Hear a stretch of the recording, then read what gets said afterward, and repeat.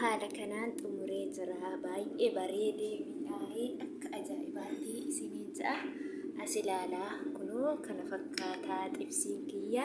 Yoo isinitti tolee like, share, subscribe godhaa. Na jajjabeessaa isiniin jedhaa. Lafa nagaa oola. Hayyeen nagaan araara waaqayyoo lafaaf bakka jirtan hundumaatti isiniif haa ta'u. Akkam fayyaa keessanii jirtu ani nagaa kiyyaa galanni waaqayyoof haa ta'u. Har'a deebi'ee dhufeen jira.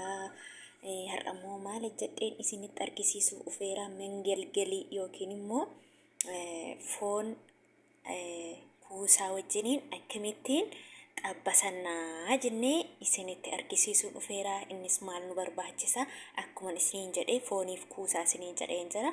Kuusaan kunoo kana fakkaata. Kuusaan biyya Arabaatti hin beeku, kuusaa mataa jedhamu hin beeka. Kan biraa immoo kunoo qullubbii adii na gaafata. Nan barbaada qullubbii adiin islaayitii isaati. Timaatimii islaayitii, qaaraa islaayitii, qaaraa ingubu, qaaraa qorraadha. As immoo foon bargad yaanii xiqqoo gurguddistanii kukkutattu. Asis kunoo qullubbii islaayitii isaati gurguddiseen jechuudha. Foonis kunoo haala kanaan gurguddistanii kunoo akkasitti kukkutattu. Haala isinitti toleen kukkutachuu dandeessu. Ani har'aa fi kunoo akkasitti kukkutadhee bareechadhee jira. Isin immoo yoo isinitti tolee like, share, subscribe godhaa. Na bukkee dhaabadhaa, na jajjabeessaa isiniin jedhaa. Qaaliiwwan koo amma gara hojii isaatti ingalla walumaan haa ilaallu, wajjumaan haa hordofnu. Kottaa na hordofu. Bireedistii qopheeffadhee jira. Ani bireedistii kanan barbaadu bireedistii qollofamu'a. Bishaaniin hojjechuun barbaadu bukaarii yookiin immoo dafqa hurka bireedistii kanaa bichaa barbaada waan ta'eef durseetanii foon itti naqadhaa jechuudhaani. Bishaansaa haga tsafirraa je'ee foon hagasitti dursa anan barbaadu foon itti naqadhaa jechuudha. Na hordofaa.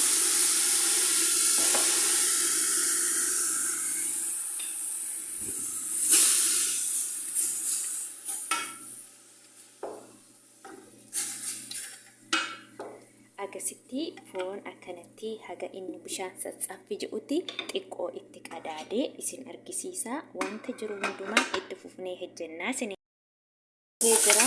Haga baay'ee bishaan foonii haga bishaan boonsaa tsaffi jedhee irraa maqatte jedhee goguutti qullubbii ittiin naqannu. Amma qullubbii koo ittiin naqadhaa jechuudha. Maaliif wanti foon irraa fi walittiin tolu foonii xiraafaan foonii fi qullubbii yeroo walitti qanqulaalla'amu baay'ee walitti tolu isiniin jedha. Amma kana qullubbii kiyya erga foon tsaffi jedhee xabbasame booddee itti naqadhaa jechuudha. Amma asumarraan zayita xiqqoo itti na barbaachisa waan ta'eef zayita itti naqadhaa. Dura zayita sababa itti naqnee fi bishaan foon sana wajjiniin akka nan qulaalla'amne barbaadeetaniidha. Amma zayita xiqqoo ishee itti naqadhaa jechuudha.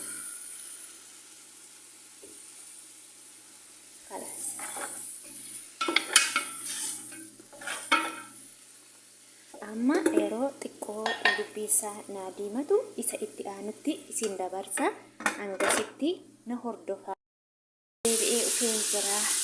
Haala akkasittiin qullubbiin kiyyaa baay'ee bareedee diimatee jira. Amma asumaan itti aansee qullubbii adii isaanii islaayitii kukkutadhee jira jechuudha.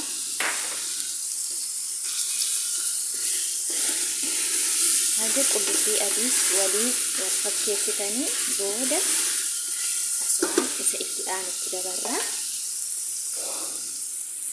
Ammas kunoo timaatimii itti naqadhaa jechuudha. Asumaan itti aansee qaaraa qorraa itti naqadhaa jechuudha.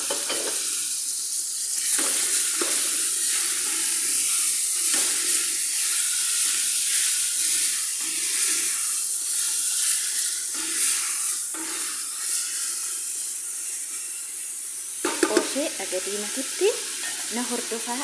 Deebi'een isinii dhufaa isiniin jedha. Amma akkasitti bareedee jira. Baay'ee timaatimii isaa qaaraan isaa hundi wal nyaatee bareedee jira waan ta'eef amma ani itti aanu kuusaa itti naqadha. Kuusaa umarratti itti naqa. Maaliif kuusaa umarratti itti naqa? Kuusaan dafee waan bishaatuuf jechuudha. Egaa kuusaa koo itti naqee tochoosee waliin godhee kunoo asitti immoo qopheeffadhee jira. Qaaraa qorraadha. Kaariidha.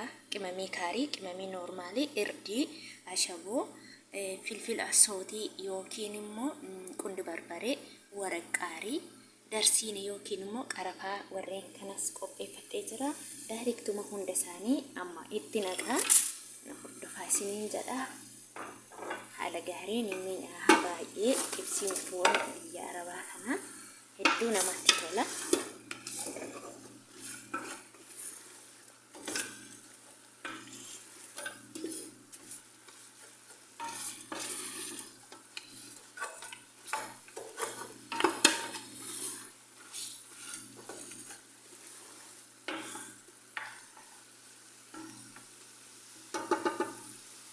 Akkasitti itti qadaadee xiqqoo turee ammas walitti deebina isiniin jedha. Haala amma baay'eetti bareedee naaf taatee jira.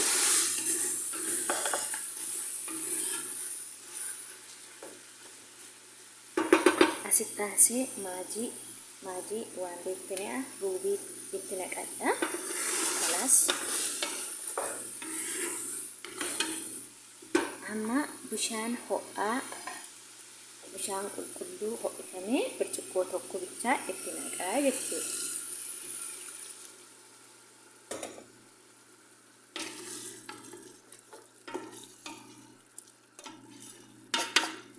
Kana booddee birciqoo tokko bichaa erga bishaan itti naqnee wanta biraa hin barbaachisu. Nan qollofa deebisee daqiiqaa 15 booddee bilchaata.